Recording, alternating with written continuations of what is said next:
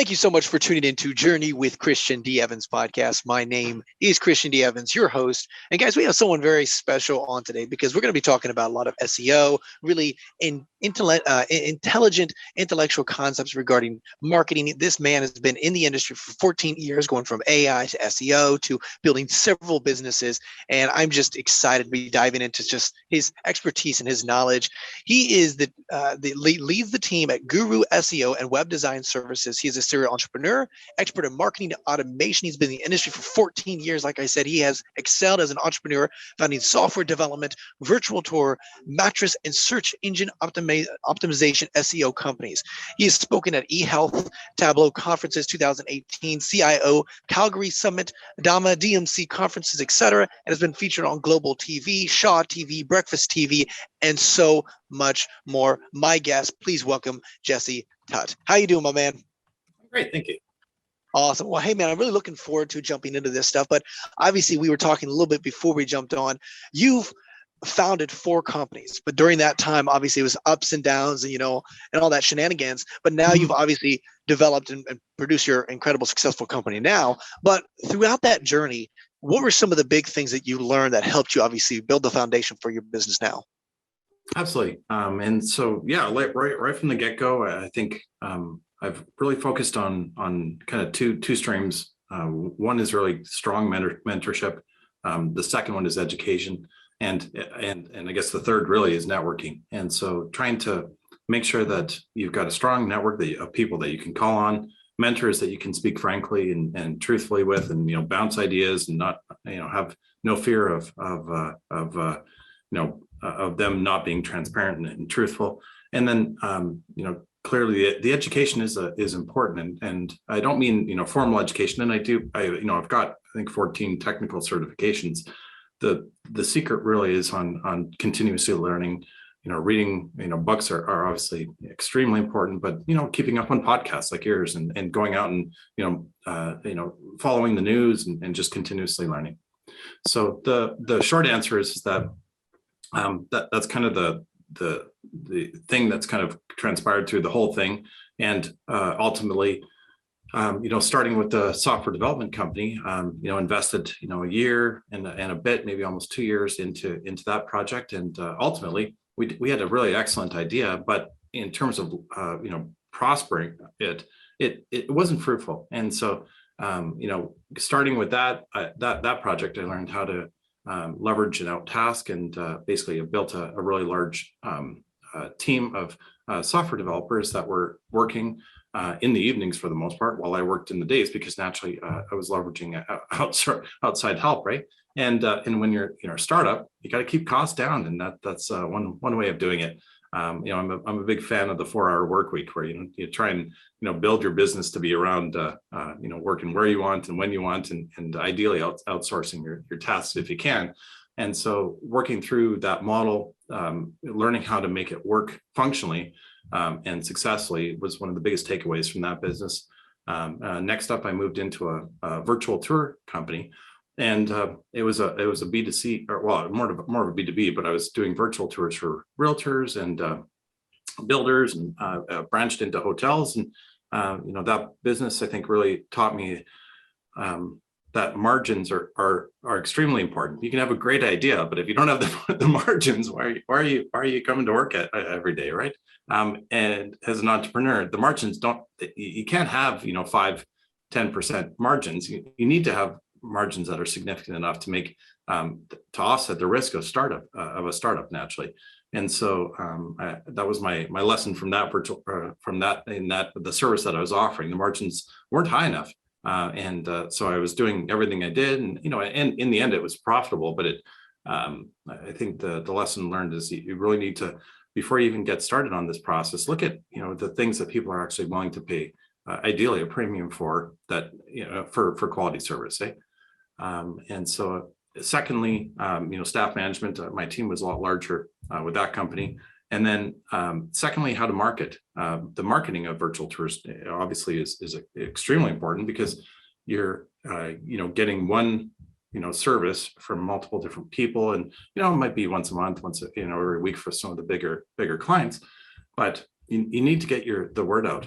And so I learned how to build booths and go to conferences and kind of get into that circle and polishing the brand materials and making sure that your brand looks kind of consistent holistically, or whether it's your website or your marketing materials, or even in the language that you use when you're presenting to them. And then I worked with another company called Mattress that I've worked with for years. Amazing leadership and exceptional marketing skill set. These guys really know how to get the word out. And so they were one of the biggest mentors there for me, especially on the marketing side. And so I partnered with them on a mattress project, an e-commerce mattress project, which you can imagine, 4 or 5 years ago when we started talking about it, maybe 6 years ago, I guess now, there was tons of opportunity, but as time progressed, it definitely got a lot more competitive. And so that was my lesson learned from that project is, learning and enhancing my digital marketing skill set, because the website, frankly, was getting tons of traffic, but focusing more on the high intent search phrases, at least from an SEO perspective. Number two, looking at the competitive nature and the trend for the industry, and realizing that, hey, if this specific niche is saturated, it's a lot more competitive. And so that's another area that I learned through that business. And so you can see basically through each of these different businesses, I'm kind of taking ideas away and learning, so kind of branching into the SEO agency. I was looking at the market and I was like, what is obviously I love doing web development, and we do offer web development, and so we've kind of niched down into the crypto space. Blockchain companies had a lot of success there, and secondly, refined our SEO capabilities so that we can scale. And a lot of the background, in these former businesses, of course, throughout tasking, I needed to have an extremely consistent process. Every client I want them to have the same experience, whether they're coming in on a Saturday, coming in on a Monday, it doesn't matter, or 3 o'clock in the morning, 4 o'clock, or in the afternoon. I want it to be consistent. And so working through and documenting our processes is at the core of the SEO company, because inevitably I've got 6 people working full time right now, and making sure that they're all doing it the exact same thing every single time, and that the quality is exceptional has been really key. And so we've accomplished that really through working on and having an extremely rigid process. And I think that's really awesome, because just like you were saying, even though you were in different niches, if you will, for each one of your businesses, you've acquired skills that, of course, you could apply for your current business. And my question to you is, when you were running like the virtual tour business or the other businesses, it's hard, definitely for business owners and entrepreneurs and serial entrepreneurs like yourself to, have the humility to say, okay, I got to close this business down, shut it down, and pivot and do something else. And so I'm curious, how long did it take you to say, okay, hey, this virtual tour it's not, the margins aren't there. I got to accept it. It's a slap in the face a little bit, but I have to pivot and move forward. And I'm just talking about that specifically because you mentioned that, but I'm curious because I think it's so important in today's world. A lot of businesses have to pivot, and a lot of them have to shut doors, and that's okay for one avenue, but you can, explode another avenue. And what was that process like? And obviously, what did that feel like during that time? Sure. And each business kind of had a different moment. The software development company, my partner moved to away from my area, which made it really difficult for us to communicate. And of course, with the life change, he was focused on moving into this new. In fact, he moved to the States, where I'm from Canada, and so that was one of the big pivots. And then the virtual tour company, and granted, I could have continued on my own. But looking at the amount of work that we had accomplished, which was significant, the product was nearing completion. But once you have the product, that's just the first step. You know what I mean? Getting that product into the hands of your customers. First of all, identifying your customers and marketing to them, and then going through the onboarding process and getting them, configuring the app and customizing it, and then getting it to be successful. That you're only talking, maybe 10-20% of the effort to get the actual software developed. And so I took a look at that at the timeline, the roadmap, and figured, hey, it might be best to kind of hold off here right now and move on to the next challenge. On the virtual tour company, I ended up having an offer from 3 individuals in Calgary that got together and ended up buying the company. And so for that one, the decision simply was, is this something that I want to continue to invest effort in? And it was profitable, but you want not to the level that it needed to be from my perspective. And then for the mattress company, it was very difficult. And the reason it was difficult is because there's so many layers, of course, with any business. But in this case, the manufacturers of our custom mattress, we literally had almost 100% success or customer satisfaction with the custom mattress that we developed. So it is actually by design exceptional.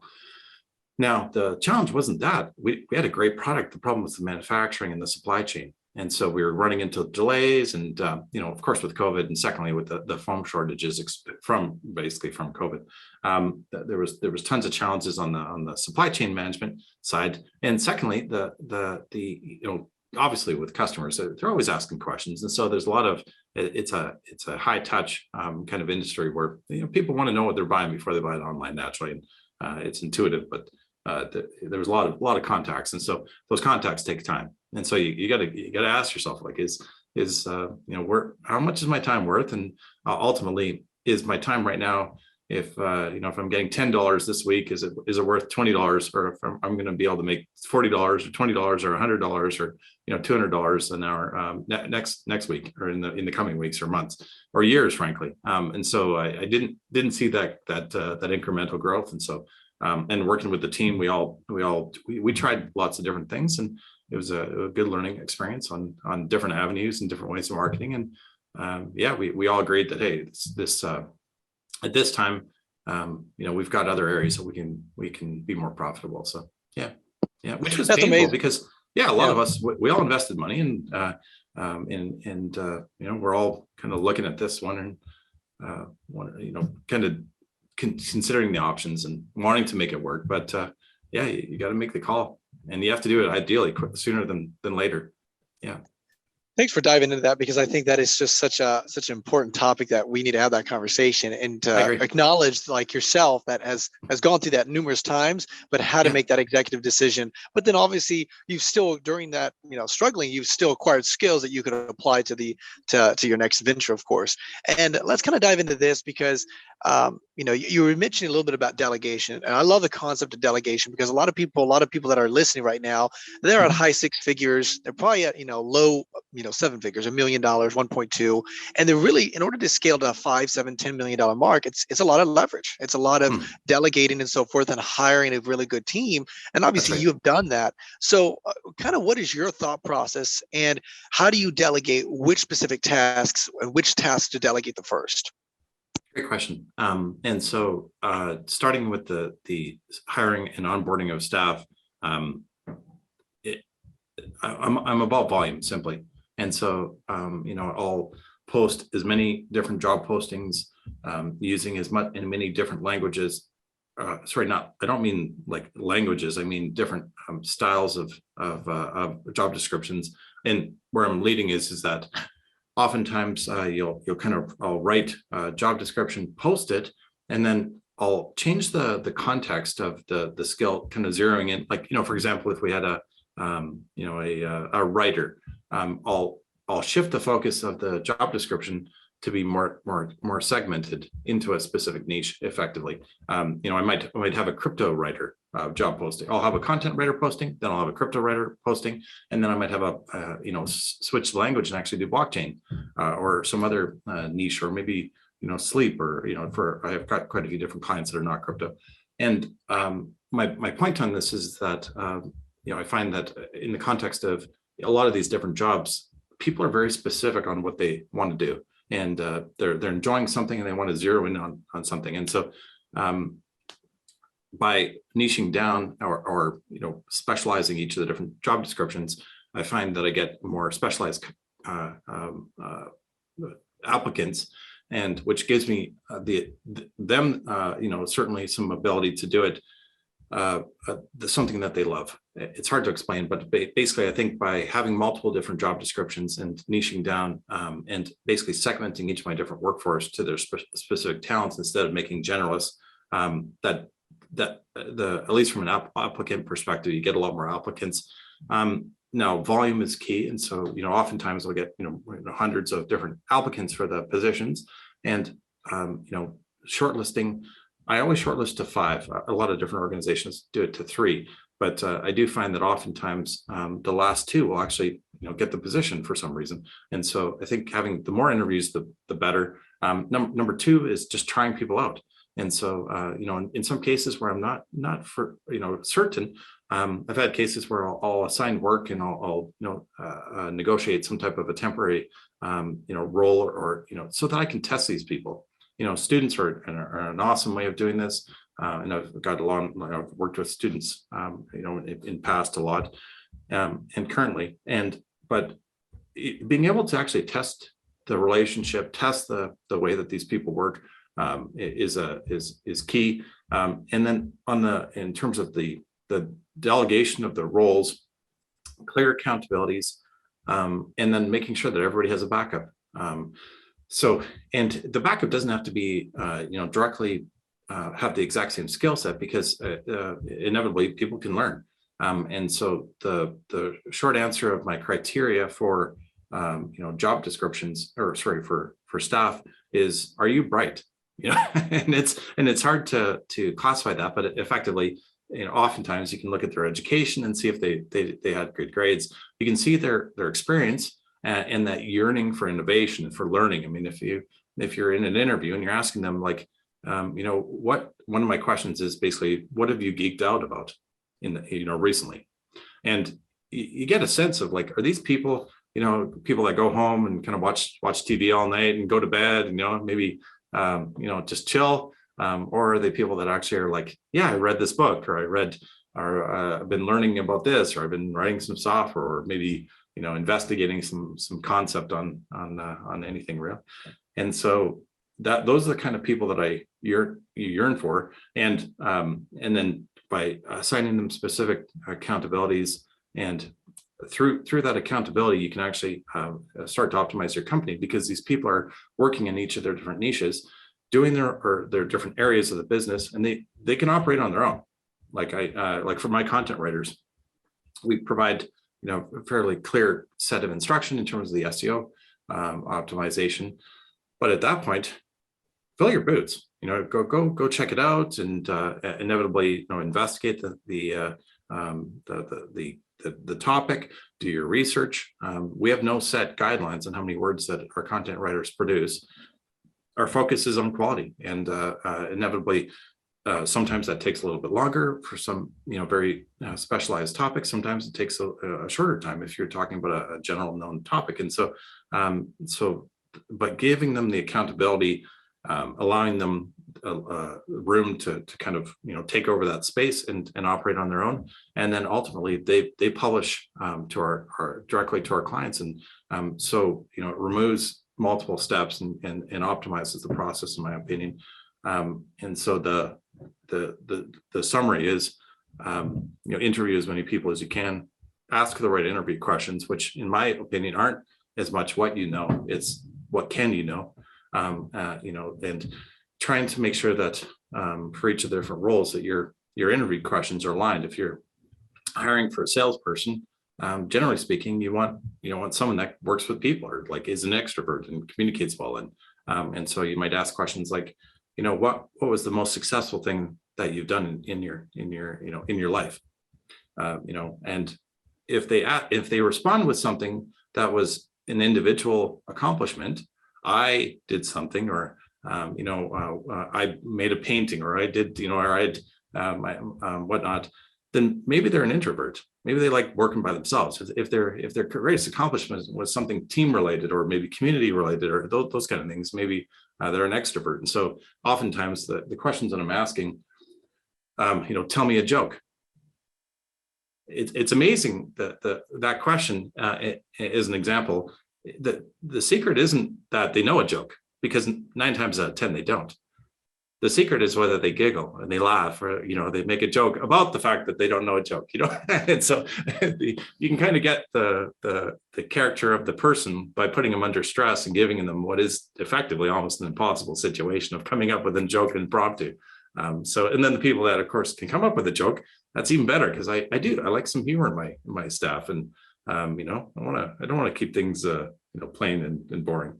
So anyway, just a few thoughts, but yeah. No, that's awesome. I love it. I mean, Yeah. just such massive amount of value. And I'm curious because I think there's a lot of the businesses that I consult for. It's very interesting because I noticed that, entrepreneurs, they run at a different pace. They just want to delegate and move on. Okay, here, take ownership, right? That whole everything, just what you mentioned.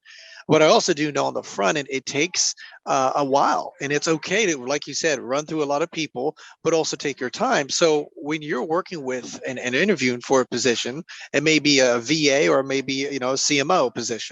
What is that length of time that you interview?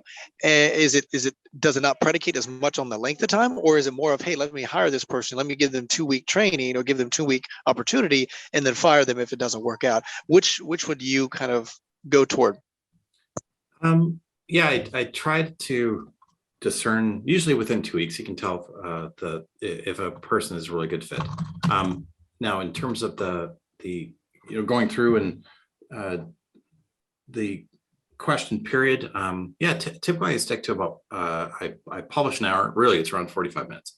So I'll ask about 30 minutes of questions, and then get around 15 minutes of for Q&A, follow-up questions, and to understand if they have any questions. That's kind of my standard, and I find typically within that I can I've got a pretty high success rate of discerning and gleaming if the people are a right fit. Generally speaking, are they creative? Are they innovative? Are they constantly learning? Because you're not hiring into the position, you're hiring into the organization. The intention, it really is to take each of these people and kind of move them up in the organization at some point. And so that's kind of my how I do it. So do you have like a one meeting and then you'll be able to discern that pretty quickly, or do you have several meetings with some of the other people that you work with and to see their opinion as well in that regard? I do one meeting. Yeah. Nice. Yeah. Right on. That's awesome. That's awesome. Yeah, and I've had hundreds of interviews, and it works out quite well. And then you give them, at least usually within 2 weeks, you can tell if they're a fit, and 9 times out of 10 they're a fit.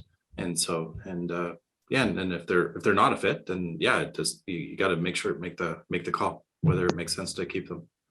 Yeah, and really about, like you said, about 2 weeks, you can really identify, hey, yay or nay, and then be able to move on and find someone else. Cool, awesome, love it. And then let's kind of dive into some SEO stuff because, Sure. Obviously Google is always constantly optimizing and changing their algorithm and stuff like that. And what have you seen with the SEO strategies now since, obviously 5-7 years ago, and what's working, what's not working? Is it still keyword based and a lot of backlinks and so forth, or is it the whole thing's totally pivoted? What does that look like for you? There's kind of 2 avenues for SEO. One is go through and actually create content that is okay, and then get backlinks. The second avenue is create exceptional content that people just organically will start to refer to. And so, generally speaking, the latter is more difficult naturally, because you got to find a topic, you got to find something people are excited about, that they're looking for information on. And number 2, not just are they looking for that information, but they'll actually take that article and share it. And so that virality of the content is really what people aspire to. And certainly, I've had some cases of that, but the second more common approach is, to your point, do your keyword analysis. And so then frankly, this is our methodology, is simply looking up typically the top 3 to 5 competitors, extracting all of the search phrases that they're ranking for, then extract all of the search phrases for our clients, merge it all together into a big list, and go through one by one and say, hey, is this high intent? Is this high volume?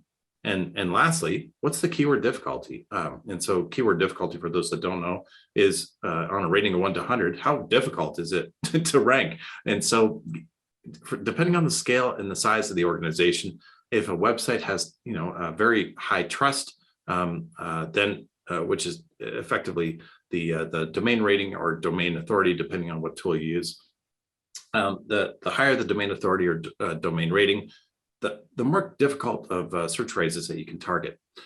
So effectively, in context of that, going through the full list of keywords, trying to figure out the opportunities, which are typically low keyword difficulty, high volume. That's the magic. Number two, looking at all the keywords in the context of you, in principle, if you're a grocery store, you want to have foods. And of course, Google knows what are foods and what are not foods, and they know that based on all of the other grocery stores that are out there. And so the secret is kind of niching down and trying to target each of the different search phrases in your niche to create that massive word cloud of search phrases around your organization. Now, first, after we've gone through the extracting the full list, going through each of the different search phrases to identify opportunities, we look at intent. And obviously, if you've got a search phrase like mattress or like oranges, that's very low intent. They're basically just looking up some basic information on that topic. If you're niching down to where can I buy a orange that was grown in Florida in my hometown, they're very, very close to making the pulling the trigger on that purchase. And so going through the return on investment needs to be viable, and to target these search phrases cost money. And so you need to focus on high intent search phrases. Certainly depending on the strategy, but that's generally it. So we go through all of the shortlisting process. We identify the high intent search phrases. We present it and go through each of the different pages on the website. And the reasoning behind this is that if you've got a web page on your website, there's no point in having it if Google isn't going to find it. And the way that Google is going to find it is if someone's searching for it. So effectively, websites aren't made for people. They're made for Google to glean whether they're valuable, so that Google will actually show them to clients. Number two, oftentimes, I think it's like 80% of the traffic right now that's on Google. People are getting the answer from Google. They're not even clicking on the website, and so you have to be thoughtful that you want to try everything you can to make sure that your content is high enough quality that people are going to not just click on the snippet, which is that also people also ask, or the little section at the top. But they're going to open up that and actually continue onto your website. So effectively, in the context of websites, there's different sections. There's the kind of question and answer section at the very top of Google search result, which is the snippet. You've got the map, and then you've got naturally the results underneath that, and then you've got ads. And so effectively, for each search phrase, we look at the website, match each of the different web pages to a search phrase. And then we optimize the pages to that search phrase. And then we do that by looking up the result that Google is providing right now. Like effectively, for each search phrase, there's an answer. And the answer is whatever Google has at the top. So effectively, the best strategy in the context of content and optimizing your website is to, for each search phrase, have every page focused on the search phrase, and then to have the search phrase or the content on the website and the website structured similar to the answer that Google is already telling you is the answer. And so that at a macro level, if you search for a search phrase and up comes a picture, Google's telling you that typically people look for a picture, Google Photos. If it's coming up with a event, then you should probably structure it in an event. If you're looking at the Google snippets first, then you should make sure that your site is optimized for Google snippets, which means typically structuring, having a very robust FAQ. And so from a structure SEO perspective, obviously to optimize the pages, you need to optimize the page title, the meta description, which is basically it's a technical description in your website behind the scenes. Then you've got your header on your very H1, which is your first header. And then you've got the first sentence of the first paragraph of your body of your text at the bottom. And so effectively the search phrase you're targeting should be in all four of those, as well as your slug, which is your URL. We're getting into techie stuff, but the short answer is there's around 5 different things that you want to make sure that every page has aligned. to the search phrase that was identified from the keyword research that you're optimized for, that you're targeting. And as we start to progress, we take that content and then we work with webmasters to ideally in the niche that the client is in, and then we ask them, hey, here's some free content, typically, because they're not going to do this for free. And so you develop, what can be 1,000 words of content, submit it to them, and then they take a look and they're like, yeah, this is a good article. And then in that article, 1 or 2 lines is a little link that goes back with the to the page that we're targeting with the search phrase in the anchor text. The anchor text is basically when you move your mouse on top of a link, there's some text that comes up, and that tells Google what the topic of the page is about, of course, right? And so we there's that anchor text, and then you've got the URL, and then that basically tells Google that effectively on scale that all of these websites are linking these words to that page. Hey, this page must be an authority on this topic because all these other guys and girls are basically relating to it. And so that's the macro level. That's the short answer. Now, technically, there's a lot more to it. There's the mixes of anchor text, and you can get into mixes of different types of backlinks. Whether you're going to have a bookmark, there's bookmarking websites and citations, and guest posts and niche edits, which is not asking someone to post an article on their website, but taking an existing article and updating it. And there's a whole quite a bit to that. But anyway, that at a macro level, that's how we do it. Yeah. Well, that's an incredible amount of information. I really appreciate diving into more of the detail micro level of it, because I think that's very important. We've all heard of like the power of SEO, because let's be honest, we know that, Instagram, social media, it's not a search platform. Obviously YouTube and Google, it's a search platform, and organic and SEO specifically, definitely when you can leverage it at a high level. I knew a company I was consulting for them. They built their business to $3 million just off of organic traffic, just SEO stuff, which is very difficult, honestly, which is also very remarkable. So let me ask you this. Do you focus a lot on kind of generic keywords, or is it long tail keywords? And let me just share with my audience real quick. There's like how to make money online, or how to make money online wholesaling real estate, right? So that's a long tail keyword. And so I'd love to dive into that. What do you recommend for your clients? So yeah, long tail are easier, and oftentimes there's a quick win. The downside is that typically if you're looking at the short tail, blockchain news, or let's just say crypto news or something like this, you'll often get results that, the best crypto news site will actually oftentimes you'll get traffic from that on a site that's optimized for crypto news naturally. And so versus the opposite, where best crypto news website, which is long tail, or longer tail, I should say, not long tail. But you're likely only going to get traffic for the best. And so the secret is, if you want to any type of quick win, and if it's a high intent, then it might make sense to actually invest. So part of the investment is this all of the outreach and the getting other websites to link to you. And secondly, the second investment is actually developing the content. So in the context of, if you got budget the short answer is, if you have budget to create 1,000 articles and focus on long tail content, then you're going to have some great success, but it'll be small little bites. If you go and invest more money into the big tail or into the short search phrases, then typically you'll get higher volume, but it costs more. And so it depends on the strategy. Absolutely. But people have had great success with long tail. And for the clients that are looking, have kind of worked through the long tail articles, and they're looking for the big bang. That's where we work on the short tail stuff, which is higher difficulty, certainly. So yeah, we just had one client that we got into number 1 for 2 words, and those 2 words are searched 673,000 times per month. And so, compared to, maybe a longer tail where you get, 10, 5,000 per month.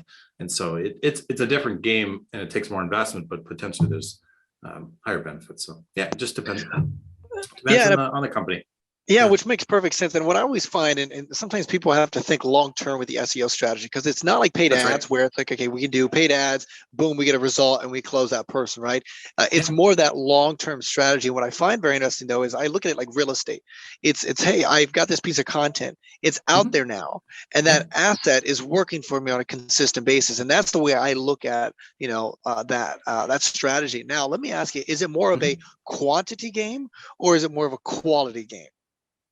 I'd say quality, because inevitably the high intent search phrases provide better return on investment than the low intent.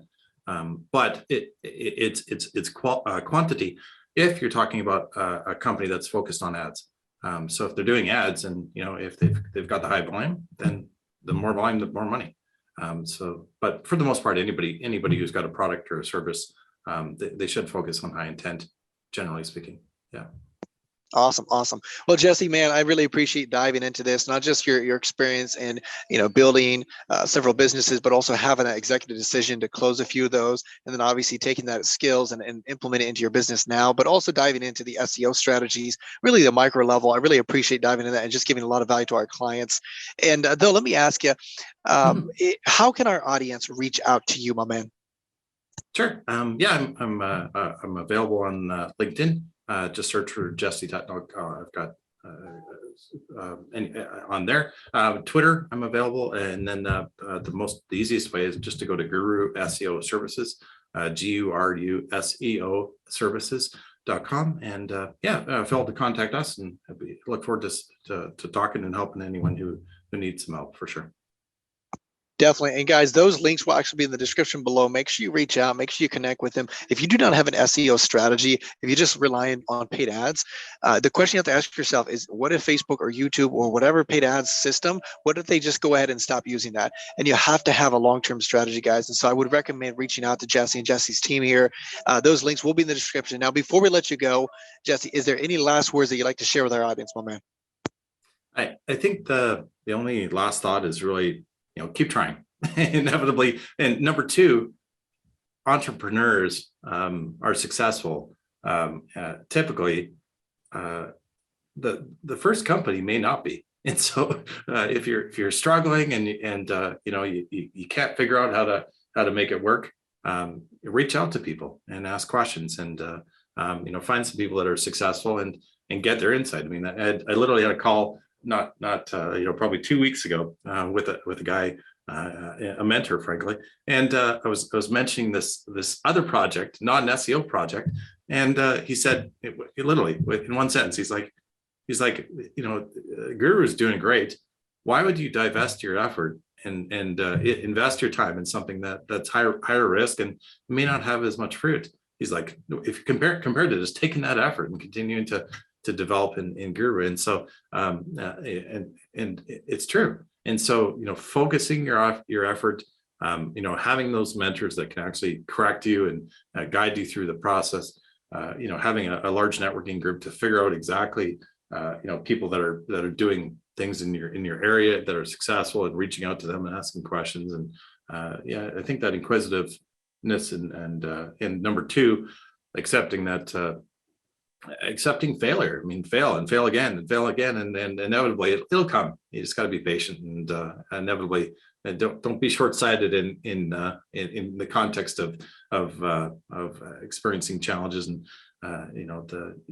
you do learn from it. And for me, I can count a lot of my failures have been numerous, but the point is that all of them actually got me to where I'm at, and taught me lessons, and by continuously growing, that is, you have to accept that you're not going to do everything perfect, and next time that lesson learned will actually help you in the long run. So keep the faith, keep it up, and keep growing.